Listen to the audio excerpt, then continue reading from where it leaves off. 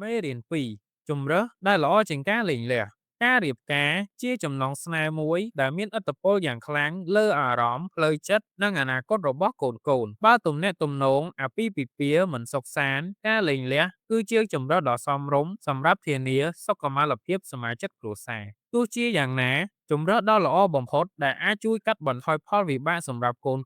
គឺការកសាងទំនាក់ទំនងប្រកបដោយសុភមង្គលដែលផ្អែកលើការយល់ដឹងពីផ្លូវចិត្តនិងមូលដ្ឋានគ្រឹះនៃចិត្តសាស្ត្រហេតុផលដែលបង្កើតទំនាក់ទំនងល្អជាមូលដ្ឋានគ្រឹះនៃការចិញ្ចឹមអប់រំកូនការស្រាវជ្រាវបានបង្ហាញថាទំនាក់ទំនងល្អរវាងឪពុកម្ដាយមានឥទ្ធិពលយ៉ាងខ្លាំងលើការលូតលាស់និងអភិវឌ្ឍរបស់កូនទ្រឹស្ដីនៃការផ្សារភ្ជាប់បានបញ្ជាក់ថាកូនដែលមានឪពុកម្ដាយមានទំនាក់ទំនងល្អនិងរឹងមាំធ្វើឲ្យពួកគេមានសុខភាពផ្លូវចិត្តល្អមានទំនុកចិត្តខ្ពស់មានទំនាក់ទំនងប្រកបដោយភាពសុខសាន្តព្រមទាំងអាចគ្រប់គ្រងអារម្មណ៍បានយ៉ាងល្អនៅពេលគេពេញវ័យគន្លឹះ3សម្រាប់កសាងទំនាក់ទំនងប្រកបដោយសុភមង្គល1ភាពចោះសម្រុងគ្នាការស្រាវជ្រាវបែបចិត្តសាស្ត្របានបង្ហាញថាស្នេហាដែលផ្អែកលើភាពចោះសម្រុងនិងការយល់ចិត្តគ្នានឹងស្ថិតស្ថេរបានយូរជាងស្នេហាដែលផ្អែកលើការរំភើបឬភាពទាក់ទាញខាងក្រៅមានគុណតម្លៃដូចគ្នាការគោរពគ្នានិងមានគោលដៅរួមគ្នា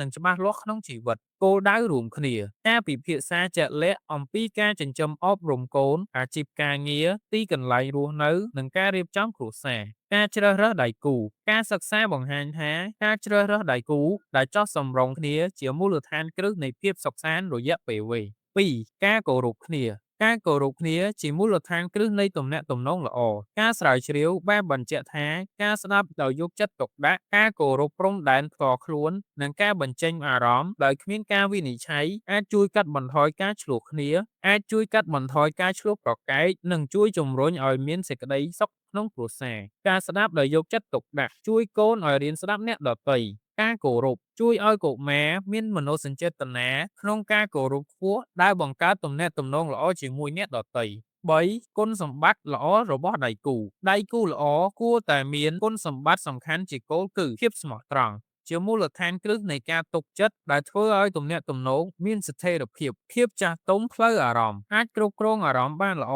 និងអាចដោះស្រាយបញ្ហាដោយសន្តិវិធីចេះយល់ចិត្តនិងចិត្តល្អជួយឲ្យស្នេហាយូរអង្វែងនិងផ្ដល់ការគាំទ្រគ្នាទៅវិញទៅមកសញ្ញាព្រមានការជ្រើសរើសដៃគូអ្នកគួរប្រុងប្រយ័ត្នជាពិសេសចំពោះសញ្ញាព្រមានដែលជាសញ្ញាបង្ហាញពីអាកប្បកិរិយាមិនល្អដូចជាហិង្សាផ្លូវកាយនិងពាក្យសម្ដីការទាមទារហួសហេតុការគ្រប់គ្រងមិនឲ្យមានសេរីភាពការមិនស្មោះត្រង់និងការប្រើប្រាស់ល្បិចបោកប្រាស់ការយល់និងសង្កេតឃើញសញ្ញាទាំងនេះទាន់ពេលវេលានឹងជួយការពារមិនឲ្យអ្នកប្រឈមនឹងការលំបាកក្នុងទំនាក់ទំនងនិងការពារកូនៗរបស់អ្នកពីផលវិបាកផ្លូវចិត្តនាពេលអនាគតដំណើរការនៃការកសាងទំនាក់ទំនងល្អការយល់ដឹងពីខ្លួនឯងបុគ្គលដែលយល់ពីខ្លួនឯងច្បាស់តែងមានទំនាក់ទំនងល្អជាមួយអ្នកដទៃការប្រាស្រ័យទាក់ទងប្រកបដោយប្រសិទ្ធភាពមានសារៈសំខាន់ណាស់ក្នុងការចិញ្ចឹមអប់រំកូនការប្រាស្រ័យទាក់ទងគឺជាស្ពាននាំឲ្យមានការយល់ចិត្តនិងទំនាក់ទំនងយូរអង្វែង